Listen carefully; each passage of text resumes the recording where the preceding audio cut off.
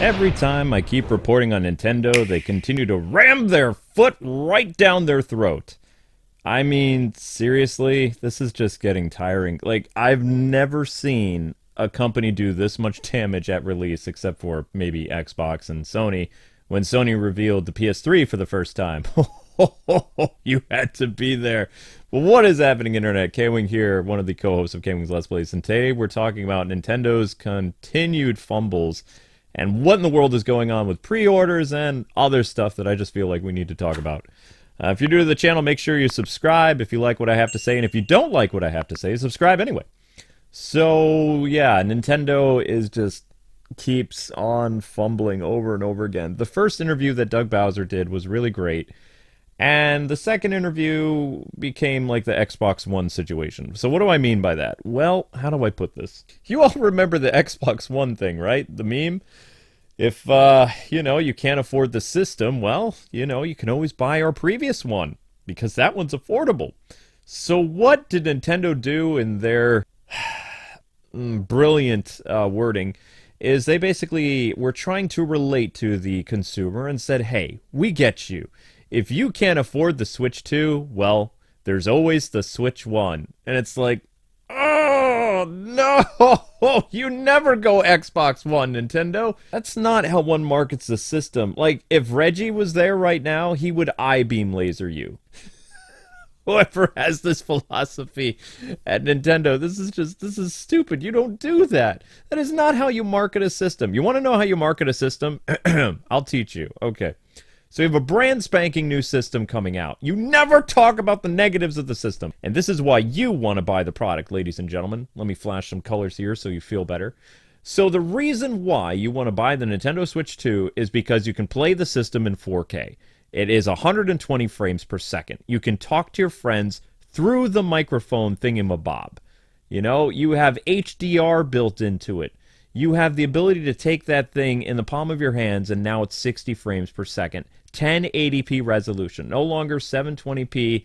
No longer 20 to 40 frames nonsense. You also have 256 gig built into the system before you buy an additional SD card to put that thing in and bump it up to several terabytes, which you're going to need to, because games, from what I hear, are many gigabytes. So you're going to need to get an SD card. Remember that. So that's how you sell the system. Not about, its problems. Never address the issues. Ever, ever. Reggie had so many people complain about stuff, and he was an excellent marketer, and he never complained about the system. He always talked about the positive. He always talked about making fun experiences and having fun right outside the box. There was a lot of chastising of the Wii when I was a game journalist, and I admit it. When the Nintendo DS and the Wii came out, I was working for publications that were very mean-spirited toward Nintendo, Iwata, and Reggie.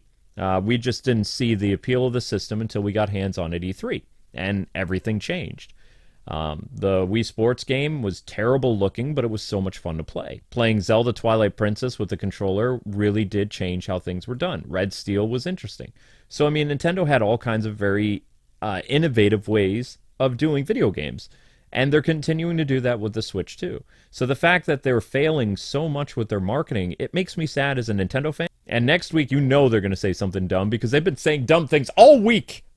I can't keep track of it all. It's like, what did they do now? It's like, oh my gosh, this is just... But I will say this. I don't think that the Switch 2 is anywhere near as bad as the Wii U. The Wii U, again, was not a bad system. I was one of the only content creators that really supported the Wii U, its first launch window. We did, out of the 32 games that released, we did about 15. And we showcased a ton of games, and we had a lot of fun playing it, because that's what Nintendo is. Nintendo is about fun. Nintendo is showcasing fun. Nintendo is experiencing fun. That's what makes it different than PlayStation and Xbox. Xbox and PlayStation are always super serious, and now Nintendo's becoming super serious, and we don't want that. We want fun. Nintendo is supposed to represent that. It always has. It's a fond memory from a lot of us 90s kids' childhood. It really is. 80s and 90s kids.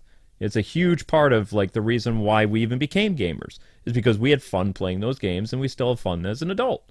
And when we're in our retirement homes, we're going to play the Nintendo whatever. Probably the Nintendo 4 or 5. Who knows? But Nintendo is not really expressing that ideals that they believe in, which is fun. Fun out of the box, fun, fun at the get-go. Where's the fun? I haven't heard fun mentioned at all. It's like I'm watching a press conference for The Last of Us or something, and the Naughty Dog guy is going to be like, we don't do fun. That kind of stuff. And again, I'm going to buy the system day one. This is not a hate thing where, I'm trying to farm your guys' outrage. I'm kind of a middle ground approach. I'm a person that sees what's going on, and I'm talking directly to you because we are very creative. We are very fun here, and we have lots of unique things to tell you that will, make you feel good about staying in the Nintendo family. So, Nintendo. I don't know. I really love the Nintendo Direct. I didn't like finding out about the prices after, and I thought they were really, really bad for not doing the prices. But I know why they hid that. But with all the tariff stuff taken care of now and Nintendo shipping all these consoles, I have no idea what's going on with the pre-orders. I know we were going to talk about pre-orders, but this is what I know about pre-orders from me, okay? Pre-orders supposedly will begin May 8th, supposedly. Nintendo website is the only place for now that you can pre-order the system before June 5th, and they have this really complicated method of doing it. And I don't know what I'm going to do. I talked to a local mom and pop store. They still told me, we have no idea when pre-orders are happening, man. And it's like, well, that sucks. I mean, you guys know they're probably in the States, right? And the dude's on the phone. He's like, yeah, totally. And he says, we can count on you to pre-order it. I said, probably, unless, I don't get to and I have to do it through Nintendo because I have to get this system day one for my viewers or else they're going to go to another content creator. And then there goes, all that money down the drain. Yeah, this is how content creators think, by the way. I'm just too honest. That's my problem. That blue sky is nice, isn't it? But anyway, I don't know. I'm not going to, yell at them or anything, but this whole pre-order thing, this is a huge fiasco. But, yeah, getting back to the whole Wii U thing, a lot of people are basically saying, hey, the Wii was a successful system at 104 million, and the Wii U was not. But the Wii U, people don't want to believe that the name is the reason why it failed. Because it had the third-party support, it had the games, it had the fun factor, it had the Nintendo IPs. It was a great system. It was like a Super Wii, basically. The problem was, in marketing, if you have a bad name for branding, it really impacts your sales. This is something I learned when I worked for Sears Corporate, which is gone now, by the way, but branding and image were very important to companies. If you don't have that, you don't have a product to sell. You don't have people to listen to you. And Nintendo, because of their incompetence, which I can call them on this because it's true, because they named it the Wii U, it created brand confusion not just in America, but all over the world. Even other countries had to change it from the U because they didn't have U in their language. So it was a huge fiasco. It should have just been called the Wii 2 or Super Wii, or what Iwata said, the Revolution, because it was a revolutionary system. It was great. But the name was stupid, and the name ruined the system. The Switch 2 is not going to be the Wii U. People are mad about the price of the system, but they've already gotten over it. People are mad about the games. I'm mad about the games prices. I'm mad at the fact that the games are basically Switch 1 ports, a majority of them. A lot of people are like, hey, there's 21 launch titles for the Switch. It's like, really? How many of those are Switch 1 ports? See? This is how many real IPs you have for Nintendo Switch 2. These are ports! And I get in trouble for saying it, but it's true. Most of the Switch 2 games coming out this year, you guys are going to have 40 ports. And I'm not even meaning that, sarcastically. You're literally probably going to have 40 ports of Switch 1 games that appear on that 150 non-compatible list. Because Nintendo wants you to buy those games again. Because they're Nintendo. And most of those games that are coming, like Sonic and, the Zelda games and the Kirby games and the Mario Odyssey's coming. You're going to pay for it again because you really like those games on Switch. And, Nintendo really needs to make sure that these are going to be comparable prices. Because if you make these Switch 1 ports more expensive than the Switch 1 games, honestly, why in the world would anybody buy it if it's just a 4K upgrade? I don't think that's enough, personally. And I know people are going to brand me a hater and whatever. Go get bent. I don't really care. It's the truth, though. I don't understand why you would need this many ports. The Wii U didn't have this many ports. The Switch didn't have this many ports. Why does Switch 2 have so many ports of Switch 1 games that you can get cheaper on the Switch 1 and still play, for the most part, on the Switch 2? And that compatibility list is going to disappear because Nintendo's working on it. Those 150 games, this isn't Xbox where those games are forever going to be uncompatible. Nintendo's going to find a way of fixing that because they're Nintendo. Those 150 games that are blasted on Kotaku and a lot of these hater sites is to basically farm rage and also to tell people that Nintendo doesn't care about you. That's basically all they're doing. Because the Japanese people, like over on the Japanese website, unless I translated wrong, says they're working on it, and these 150 games will not be compatible on release day or during the launch window because it's going to take time. I think the pre-order thing is stupid. I think that Nintendo needs to somehow, actually talk to consumers and throw us a bone like Reggie used to. Reggie used to fight for us against Japan.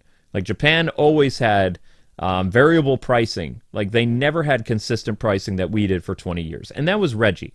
So remember that. When you think about, I bought GameCube games for $49.99 and Wii games and Wii U. Yeah, you did. That was when Reggie was president of Nintendo America. As soon as Doug Bowser became president, what happened to Switch prices? I don't know about you, but I remember them going up to $59.99 almost immediately when he started his presidency. I'm not saying it's Doug's fault, but it might be. It's awfully convenient that the prices continue to raise $10 almost every 6 years. I'm just saying, it almost like the pricing system in America now for video games for Nintendo is a variable pricing thing, just like it is in Japan. Like, we're following that model now instead of the model that we used to have. So I don't think it has anything to do with inflation. I don't think it has anything to do with a recession because if you're my age, we've gone through 4 recessions. And game prices didn't change during GameCube, during Wii, during Wii U. The only times prices changed was during Switch and Switch 2. Why is that? Was it because of politics? No, I don't think so. That's noise. That's distracting you from what's really going on. And it's a corporate thing.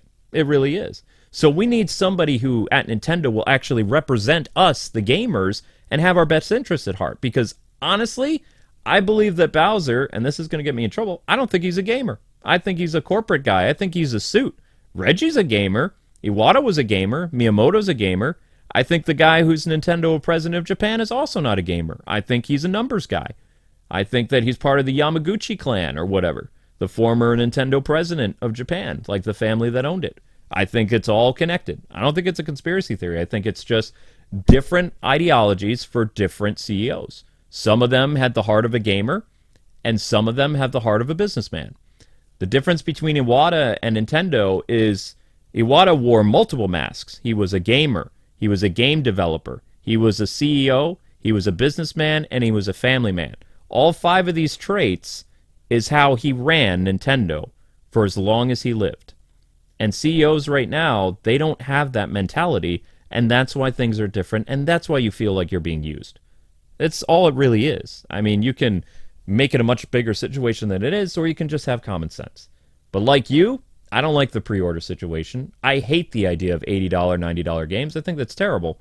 But until we get somebody who represents us to these big corporations, it's going to be a lot harder for us to, fight with our wallet because we can boycott all we want. The Switch 2 is going to sell like hotcakes. There's already supposedly 10 million units here in America right now, before the street date.